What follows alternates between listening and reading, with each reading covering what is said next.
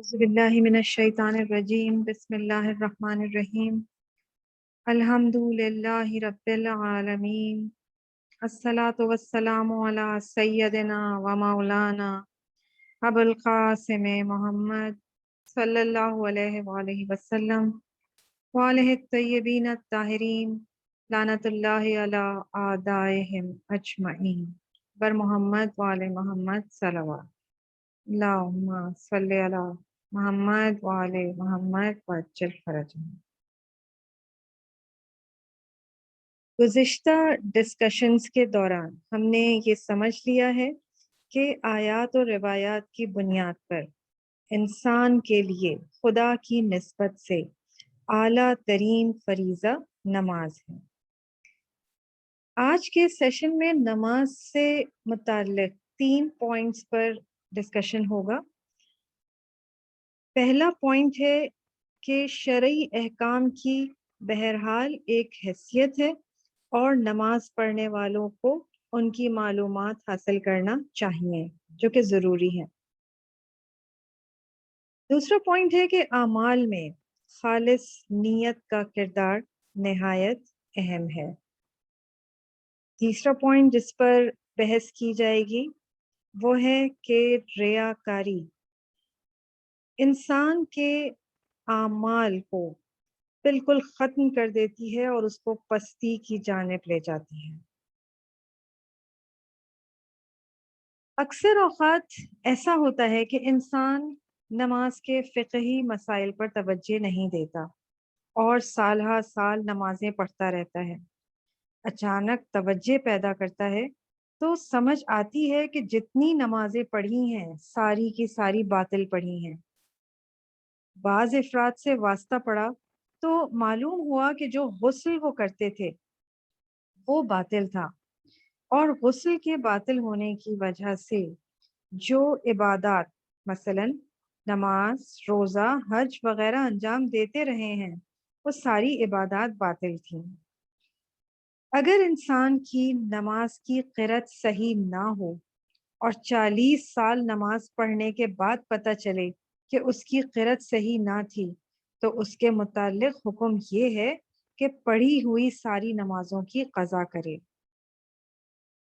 بہرحال نماز کے مسائل میں سب سے پہلے فقہی احکام ہیں اور پہلی تاکید یہ ہے کہ حتمی طور پر ان مسائل کو یاد کیا جائے۔ عبادات میں ایک اہم مسئلہ نیت کا مسئلہ ہے۔ بحار الانوار کی روایت میں بیان ہوتا ہے الصلاۃ معراج المومن، نماز مومن کے لیے معراج ہے۔ یہی نماز جو کہ معراج ہے انسان کو جہنم کے گہرے گڑھے تک پہنچا سکتی ہے۔ اس کا تعلق 2 مختلف نیتوں کے ساتھ ہے۔ ایک نیت ہے جو سبب بن سکتی ہے کہ نماز انسان کو ملکوت بالا تک لے جائے، اور یہی نماز دوسری نیت کے ساتھ سبب بن سکتی ہے کہ انسان جہنم کے گہرے گڑھے تک پہنچ جائے۔ پیغمبر اکرم صلی اللہ علیہ وآلہ وسلم فرماتے ہیں 2 شخص مسجد میں داخل ہوتے ہیں اور دونوں نماز پڑھتے ہیں۔ ایک شخص نماز پڑھنے کی وجہ سے عذاب اور آتش جہنم سے نجات حاصل کر لیتا ہے اور جنت میں چلا جاتا ہے، دوسرا اسی نماز کے ذریعے جہنمی ہو جاتا ہے۔ پیغمبر اکرم صلی اللہ علیہ وآلہ وسلم سے پوچھا جاتا ہے کہ یا رسول اللہ کس طرح اس قسم کی چیز ممکن ہے؟ پیغمبر اکرم صلی اللہ علیہ وآلہ وسلم فرماتے ہیں دوسرا شخص اس لیے جہنم میں جائے گا کہ وہ اپنی نماز پر فخر کرتا ہے اور دوسروں کی توجہ حاصل کرنے کے لیے رکوع، سجود اور باقی اعمال نماز کو بہتر سے بہتر انجام دیتا ہے اور خضوع و خشوع کو زیادہ کرتا ہے، اور اس طرح نماز کو انجام دینے کی نیت کے ساتھ جب داخل نماز ہوتا ہے تو اپنی نماز کو بھی باطل کر دیتا ہے اور اس ریاکاری کی وجہ سے جہنم میں بھی جائے گا۔ پہلا شخص نماز میں داخل ہوتا ہے اور جھکے ہوئے سر شرمندگی کے ساتھ نماز کو انجام دیتا ہے اور اس فکر میں رہتا ہے کہ کیا میری یہ نماز قبول ہوگی یا نہیں، اور نماز پڑھنے کے عالم میں توبہ و استغفار کرتا ہے اور مضبوط ارادہ کرتا ہے کہ آئندہ گناہ نہیں کروں گا، یہ نماز جہنم کے عذاب سے نجات بھی دلوائے گی اور جنت میں جانے کا سبب بھی بن جائے گی۔ تو اس حد تک نیت عمل کرنے میں داخل ہے اور عمل کی قدر و قیمت بنانے میں مؤثر ہے۔ ہمارا نیکسٹ پوائنٹ ریاکاری نماز کو باطل کر دیتی ہے۔ ریاکاری اعمال کے اثرات کے لیے اہم ترین اور رائج ترین رکاوٹ ہے۔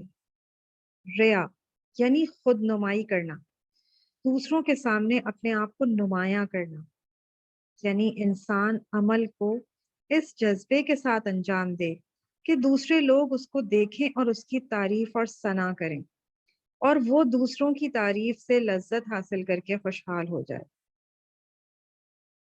اصلاً اس بات کی طرف اس کی توجہ ہی نہ ہو کہ اس کے عمل کو خدا بھی پسند کرے گا یا نہیں۔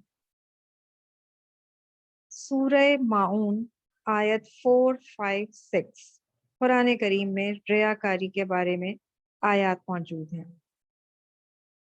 فَوَيْلٌ لِّلْمُصَلِّينَ الَّذِينَ هُمْ عَنْ صَلَاتِهِمْ سَاهُونَ الَّذِينَ هُمْ يُرَاءُونَ، بس لعنت ہو ایسے نمازیوں پر جو اپنی نماز سے غافل ہیں اور وہ اپنی نماز میں ریاکاری کرنے والے ہیں۔ دوسری آیت میں نماز کے حال میں ریاکاری کو نفاق کی نشانی قرار دیا ہے۔ سورہ نساء آیت 142۔ منافق لوگ خدا کے ساتھ چالاکی کرتے ہیں اس حال میں کہ خدا ان کے ساتھ چالاکی کرنے والا ہے، اور جب نماز کے لیے کھڑے ہوتے ہیں تو انتہائی سستی و کسالت کے ساتھ کھڑے ہو جاتے ہیں، لوگوں کے ساتھ ریاکاری کرتے ہیں اور بہت کم خدا کو یاد کرتے ہیں۔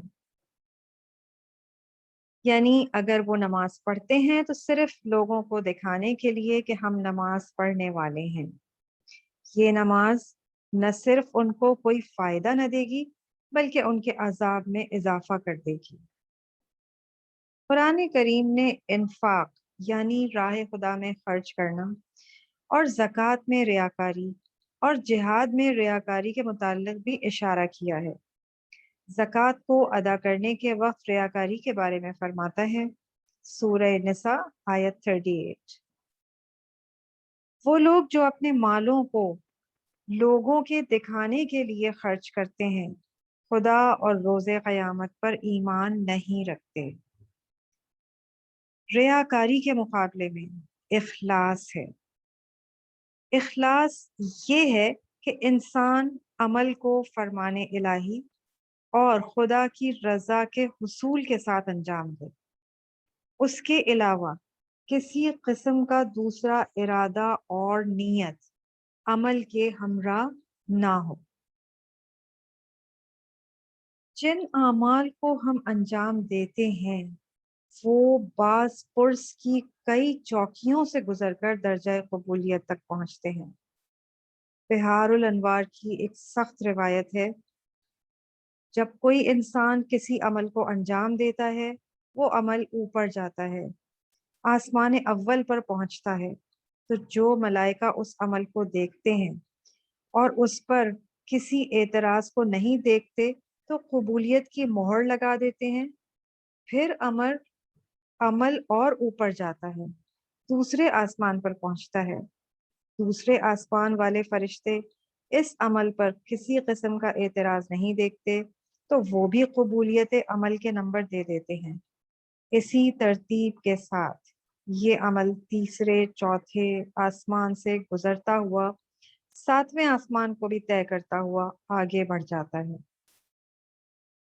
لیکن جب یہ عمل انتہا پر خدا کی بارگاہ میں پیش ہوتا ہے تو خدا بندے کریم ارشاد فرماتا ہے، چونکہ اس عمل کو میری ذات کے لیے انجام نہیں دیا گیا ہے لہٰذا یہ عمل قابل قبول نہیں ہے اور اس پر میری لعنت ہوتی رہے گی۔ بہرحال اس طرح کی روایت بہت ساری موجود ہیں، لیکن ان کو بیان کرنے سے خطرہ ہے کہ کہیں مایوسی اور ناامیدی کا سبب نہ بن جائیں۔ ہمارے اعمال میں نیت کی اہمیت اور اثرات اس حد تک ہیں کہ عبادت کے علاوہ ہم باقی کاموں کو بھی نیت کے ذریعے عبادت بنا سکتے ہیں۔ مثلا کھانا کھانا، پانی پینا، سونا، آرام کرنا اور حلال لذت بھی ہو سکتا ہے، اس طرح انجام پائے کہ عبادت شمار ہو۔ لیکن یہ اس صورت میں ہو سکتا ہے کہ انسان اپنے تمام کاموں میں خداوند متعال کی رضایت کو مد نظر رکھے۔ اگر ہمارا ہر اٹھنا اور بیٹھنا، ہر عمل اگر اس ارادے کے ساتھ انجام پائے کہ اس کے ذریعے خدا کی رضایت اور خوشنودی حاصل ہو، تو وہ عمل عبادت بن جائے گا۔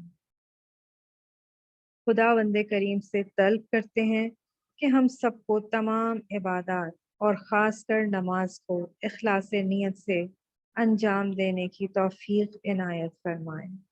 آمین ثم آمین۔ اللہم صلی علی محمد وآل محمد وعجل فرجہم۔ دعائے سلامتی امام زمانہ۔ بسم اللہ الرحمن الرحیم۔ اللہم کن ولیک الحجت ابن الحسن صلواتک علیہ وعلی آبائہ فی ہذہ الساعہ وفی کل ساعہ ولییا وحافظا وقائدا وناصرا ودلیلا وعینا حتی تسکنہ ارضک طوعا وتمتعہ فیہا طویلا برحمتک یا ارحم الراحمین۔ اللہم صلی علی محمد وعلی محمد وعجل فرجہم۔ التماس دعا۔